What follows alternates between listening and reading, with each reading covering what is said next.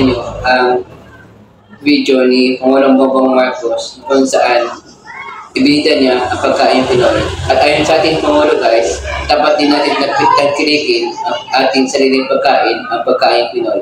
So ito guys, panoorin nyo ito. Grabe ang init ng panahon nitong nakaraang linggo.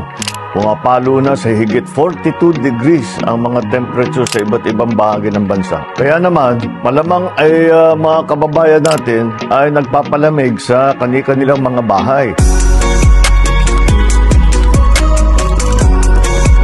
O kaya naman, nagbo-mall para may libreng aircon. Pagkambal ng mga pagpapalamig, ay pag food trip, masarap yung may iniinom ka na malamig at saka kumakain ng masarap.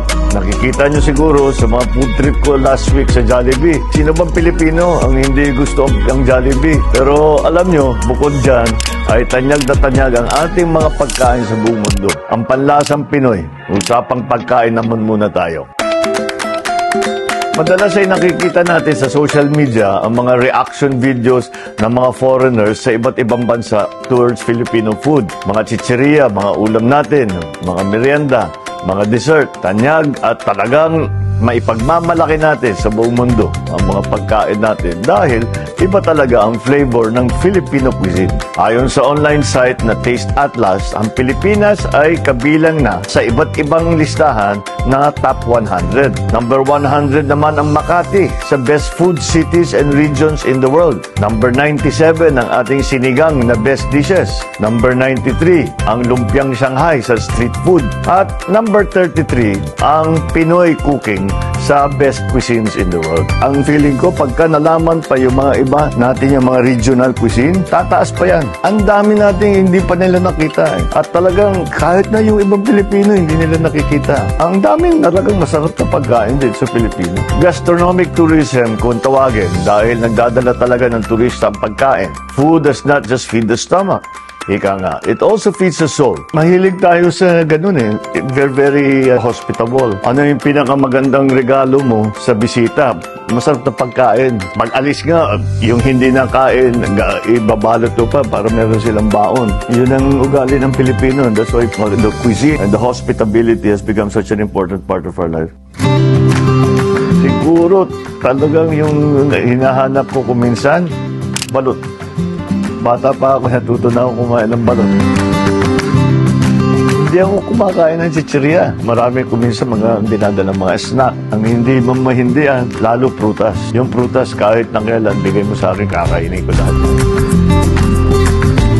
Masarap sa Ilocos eh. Anhin ko na lang. Yung mga palagay ko mga dishes, may karapatan na ba bigyan ng Michelin star. Siyempre, yung aming dinardaraan, yun, napakasarap nun. Siguro nakilala na ng lahat ng Pilipino yung bagnet namin na galing sa Patak. Nandyan din yung empanada. Tapos yung Mickey. Yung inihaw na baka. Tapos yung mga isda.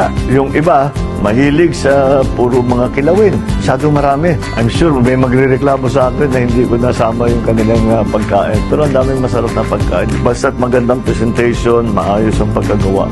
Pwede mag-Michelin star.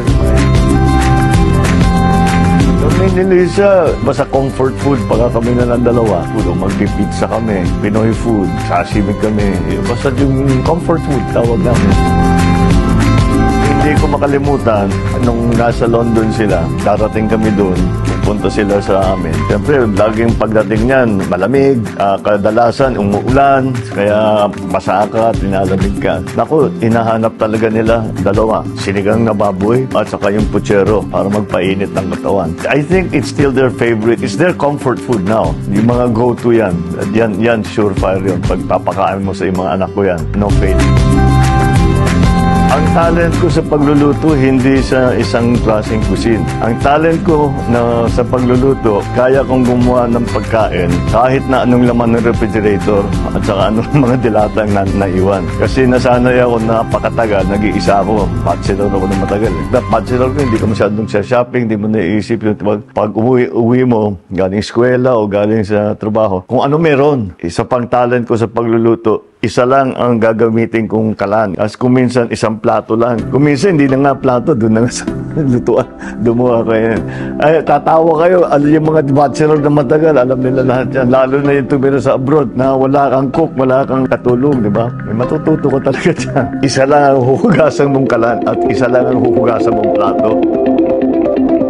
Mayaman ang kultura natin pagdating sa pagkain at pagluluto. Gamit ng social media, lalo pa natin malalaman na may mga pagkain dapat dayuhin at subukan. Kaya sa mga foodie na kagaya ko, i-comment ninyo kung ano ang food trip natin dapat sa susunod na linggo. May nagba-viral ngayon ng mga parisan. Mukhang masasarap. Tignan nga natin at masubukan natin. Patuloy po natin suportahan ang ating mga lokal na pagkain at produkto. Suportahan natin ang ating mga MSMEs sa mga OFW. Ipasubok pa natin ang pagkain Pilipino sa ating mga kaibigan na Yuan. Tapos ay imbitahin na natin dito sa atin sa Pilipinas. Mabuhay ang pagkain at panlasang Pilipino.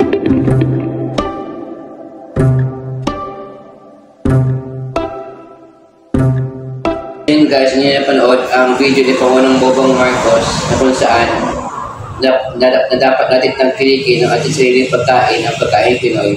So yun guys, kung gusto niyo yung video na ito, please like, share, subscribe, click the bell icon, nag-update kayo sa mga videos na upload ko pa. Bye!